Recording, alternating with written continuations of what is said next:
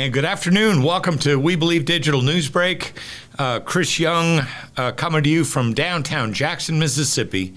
Clear and sunny skies, about 70, 73 degrees, maybe heading possibly up to 78 by mid-afternoon.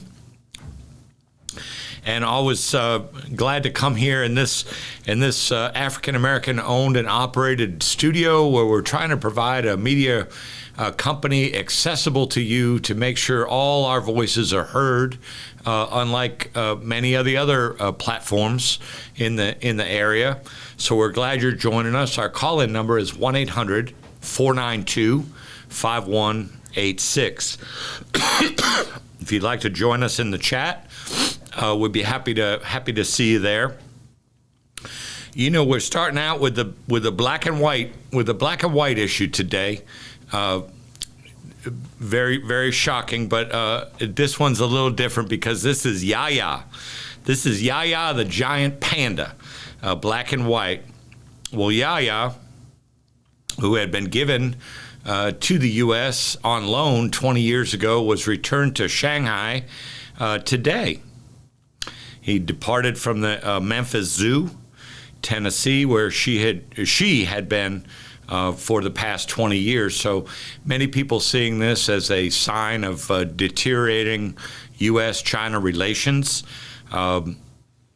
Several news sources say there's a giant panda in Moscow that is thriving over there, and people say that's a reflection of improving China-Russian relations.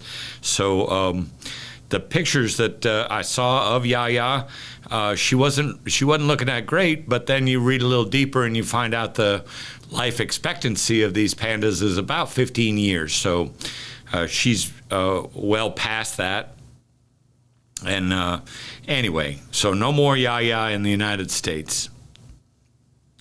Shifting from pandas to petroleum profits, the Exxon Corporation recorded 11.43 billion with a B, profit for this most recent quarter that ended March 31st. So just in one quarter, $11.43 billion.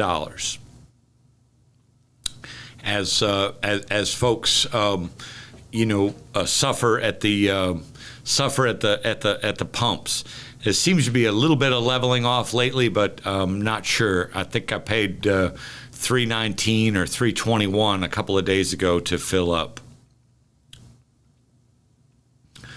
Egypt has accused Netflix of misrepresenting history by casting a black woman to play Cleopatra.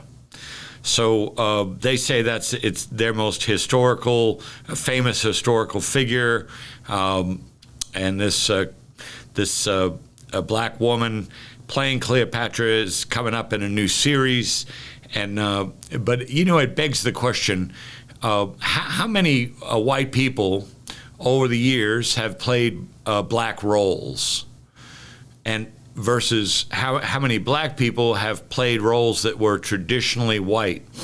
Well, the New York Times says it's not even close.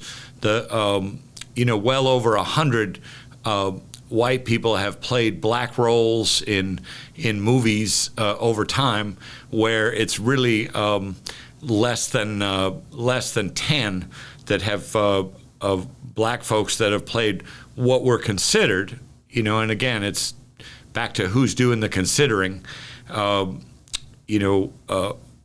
the same period of time. So again, you have to ask yourself, well, is that a bottom line type thing? Is that a racism type thing? Well, what is that all about?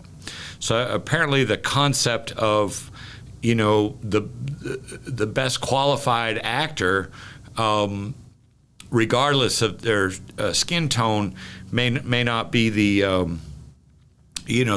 preeminent decision maker there. So anyway, Netflix, Hollywood. On the national level, our former Vice President Mike Pence testified yesterday before a federal grand jury And that's the more of the Justice Department's investigation into the January 6th insurrection.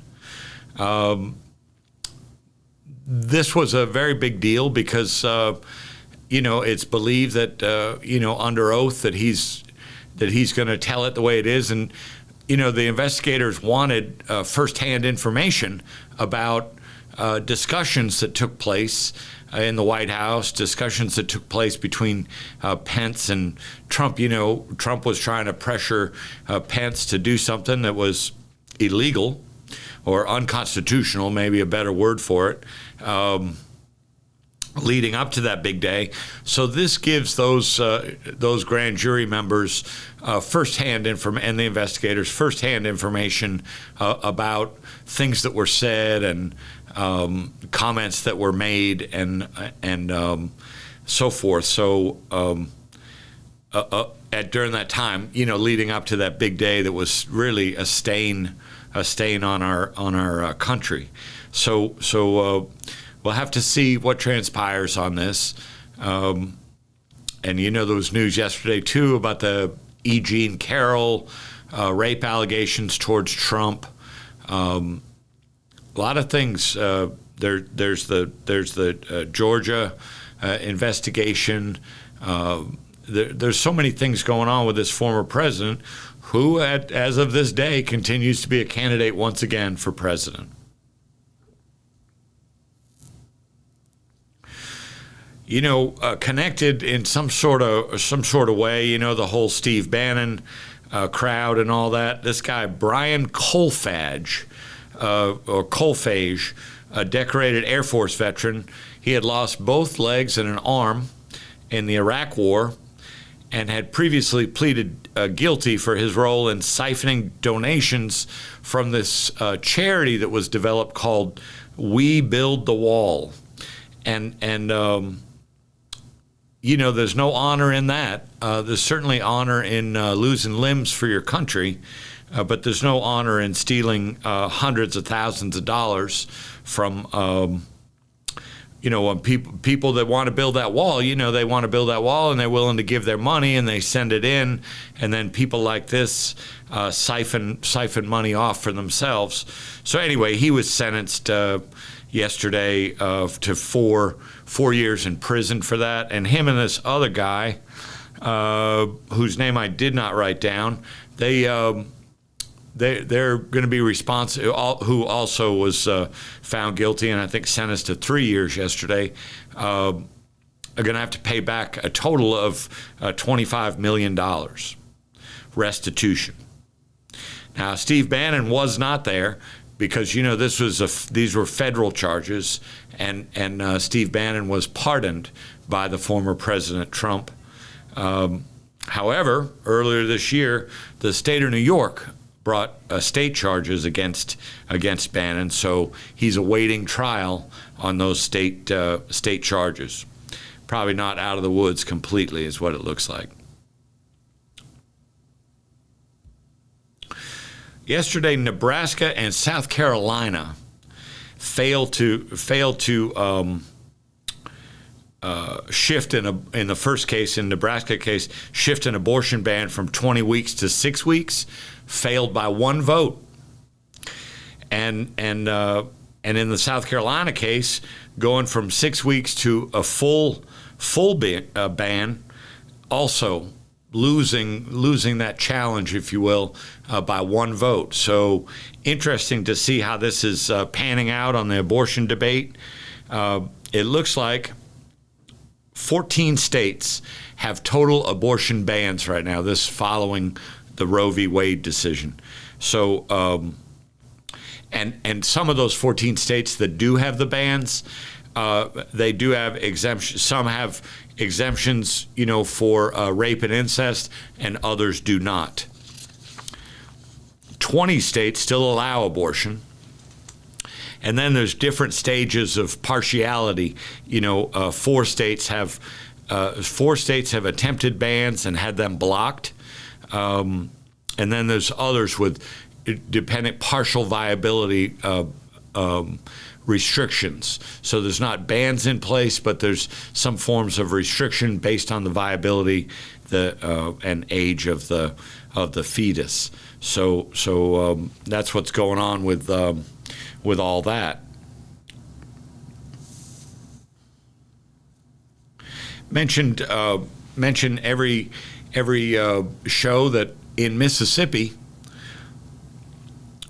where the Republican-led leaders, using appointed directors of state agencies, siphoned upwards of $100 million that was earmarked, is sent to Mississippi every single year from the federal government. And that's specifically as a safety net for the poorest families in Mississippi. And while doling out a small percentage, 1.5%, 5% of the millions that we receive, these folks some years ago, just brought to light a couple years ago, siphoned. This was during the Bryant administration, although there's some links to the current Tate Reeves administration, siphoned off this money. So we receive the money from the federal government, then we turn that money into a slush fund, give the least amount we can to the people that is actually intended to serve, create oppressive restrictions so that they pay out as little of that as possible to the people that need it the most, and then use all kinds of other millions upon millions for pet projects and things that they want to do, all in under Republican administration. And to date, there's been no hearing on that. The Republicans still won't schedule a hearing, and so we believe strongly in reminding you of that. Can you imagine if it was Democrats that did that, or especially Democrats in Hinds County or Jackson that did that? My goodness, there'd be hearings upon hearings being held. But no, they're not saying a word about it. They're just letting it play out legally in the legal arena. And the former governor, Phil Bryant, is going to great lengths using the legal process, which is his right, to make sure that as few of those text messages about all this, are available to the prosecutors. So we'll just have to see how all that turns out. Another story on the Mississippi side of things, strong ties to Mississippi. Carolyn Bryant Donham died in Louisiana receiving hospice services a few days ago. She was, or the day before yesterday, I guess. She was the white woman in Money, Mississippi, that claimed that Emmett Till had wolf whistled her, and he was 14 years old, visiting from Chicago, and was kidnapped and brutally murdered as a result of what she had to say. And that was in August of 1955. And she was 88 years old. She more or less recanted that story. I believe it was 2013. Then they finally found an affidavit of her charging, intended for her charging, buried in some box in a city building a few years back. But they decided, I guess with so many years past, that they were not going to indict her. And justice is justice, So anyway, so that lady, the whistle lady, dead at 88 years old. Also, of course, a relative of the former governor, Phil Bryant, by numerous accounts. Nephew. He was a nephew. So we're gonna take a break now, and then we'll come back with you shortly for the second segment.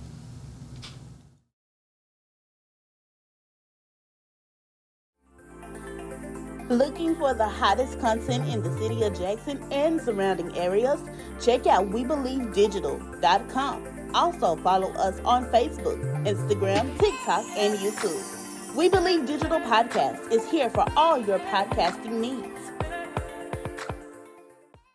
The Mississippi Link is an African-American female-owned newspaper with a trusted voice that is highly respected throughout the city, state, and nation. Our motto, keepers of the knowledge for people who speak the truth since 1993. Link significantly influences the thoughts, attitudes, and buying decisions of its readers. Call us at 601-368-8481 for your advertising needs. If you would like to receive a newspaper in the mail each week, our annual subscription is only $52 per year. That is only $1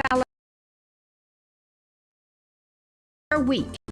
Stay informed regarding many stories that you can only get in the Mississippi Link. Sign up today at themississippilink.com and click on Home Delivery.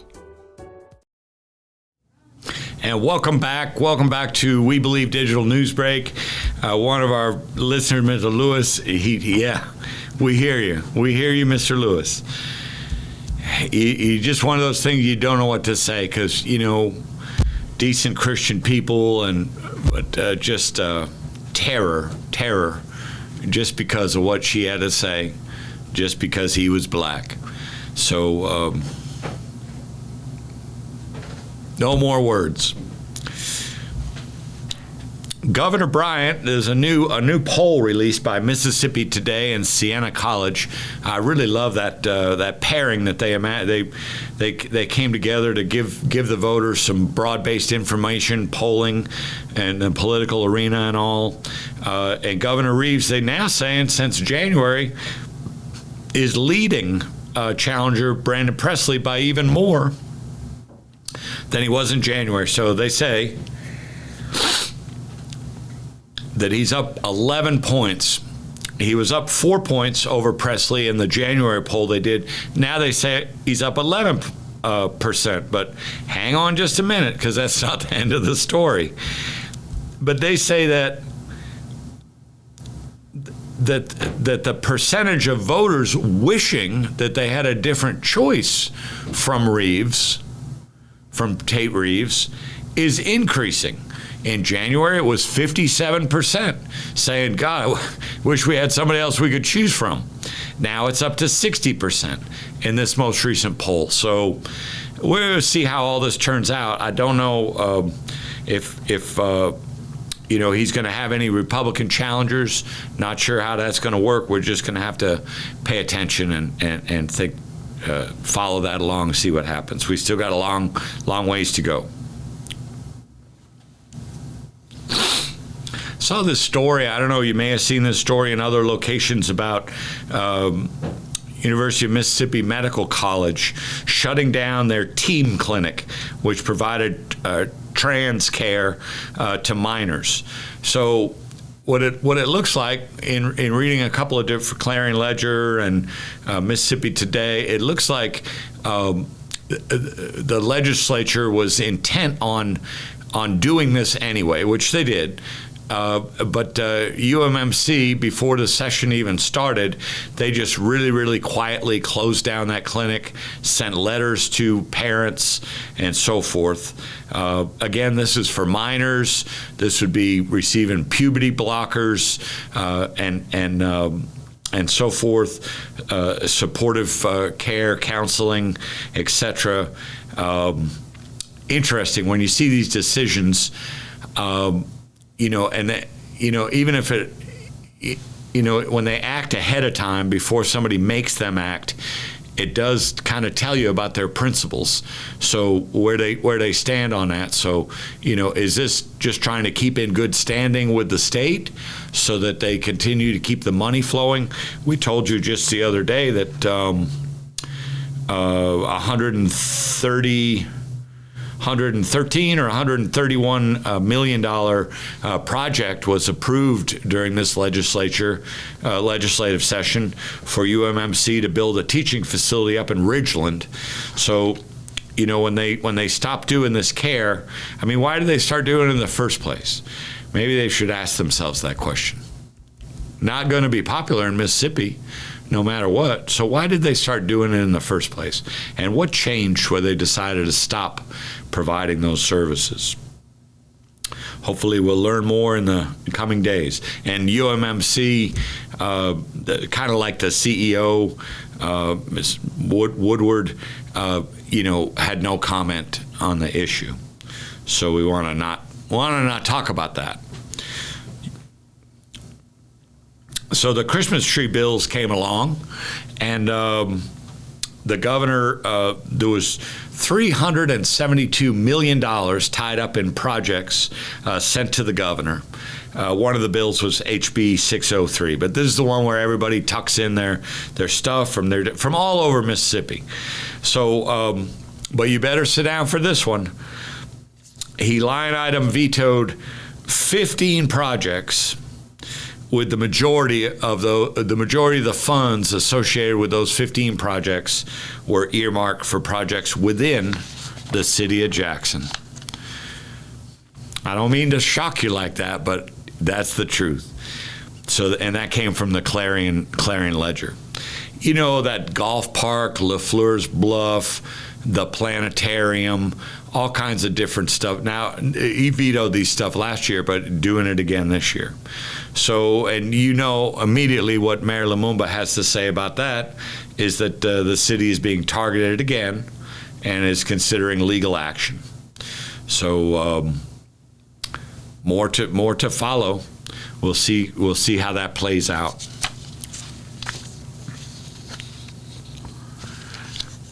In Hinds County, shocking to a lot of people. You know, I was down at City Hall yesterday talking to my pal down there, and my JPD pal down there, and she told me that she told me about the story about Marshawn Chrysler, and I had not heard it. Apparently it had come out early in the morning. I think I got there around noontime or something. But yeah, Hinds County Sheriff candidate Marshawn Chrysler, he's 54 years old. His wife's running, I believe, for a Board of Supervisors position. He filled in right when Lee Vance died. He filled in for a period of time, and then he got beat by Tyree Jones. But now he's running again against Tyree Jones. But yesterday was not a good day for him. He was indicted by a federal grand jury for allegedly soliciting bribes and giving ammunition to a convicted felon. So he pleaded not guilty, showed up there in handcuffs, pleaded not guilty, and about the only comments he had was that, he asked the voters of Hinds County to continue to trust him. He plans to continue to stay in the race for sheriff. So, if this was the state charges, it's one thing, but federal charges, I mean, it seemed like they typically have the goods, before they would do something like that. So we just have to see. I think it's a sad day. I don't know him nearly as well as I know Sheriff Jones. Not like buddies either, but I'm just saying. But I get a favorable impression from Sheriff Jones. So we'll see. We'll see how all this plays out. The next hearing is scheduled for June 12th. So we'll be sure to keep you up to date on that. And this breakout at the Raymond Detention Center last weekend, was it last Saturday morning or Sunday morning? There was four inmates who escaped, went through the roof.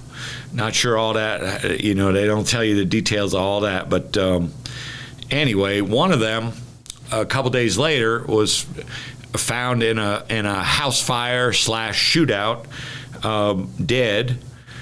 So that left 3, and then now one of them has been found and apprehended, taken into custody in Spring Valley, Texas.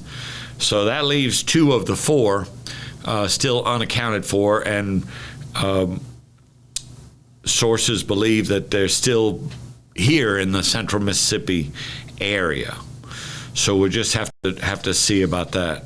But that's That seemed like that happens in Mississippi. I don't know.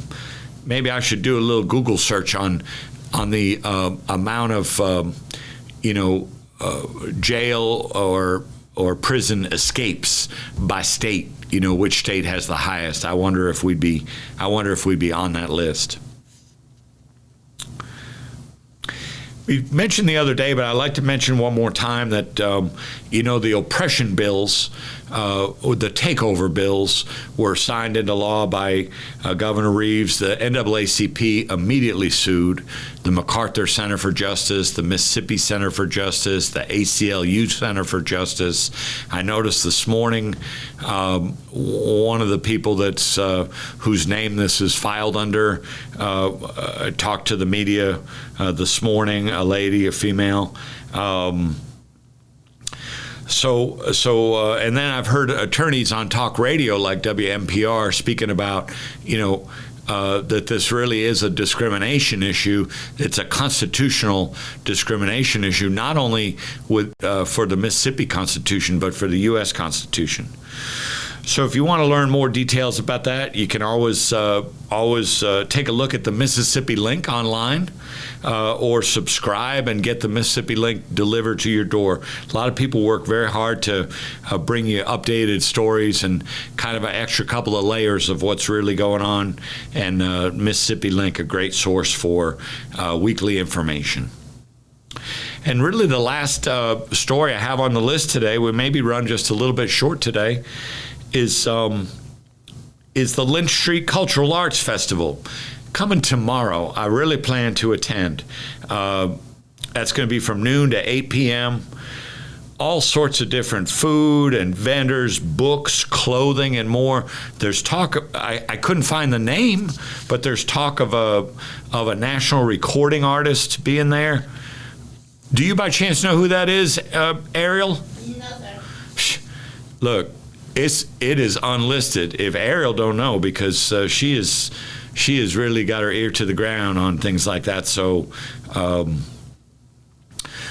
anyway, it looks like a good weather day till maybe late in the afternoon. There's maybe 30% chance of a shower late afternoon tomorrow. So we'll see how that goes. But it looks like a mostly good day for this festival. Hope there's a big turnout and hope it's safe. And I just love going to festivals, especially art festivals, and I just love going around and looking at the stuff, and you see people that maybe you don't see in the the normal walk of your life all the time. It's always good fun for me, so I look forward to being down there and maybe get a chance to see some of you. So if you see this old guy with the hair and everything, please say hello. So we thank you so much for tuning in today. Wish you well over the weekend. Hope you've had a healthy and prosperous week. Take good care of yourselves. Take good care of each other. Stay safe out there. We'll see you back next Wednesday at 12 noon. Thank you.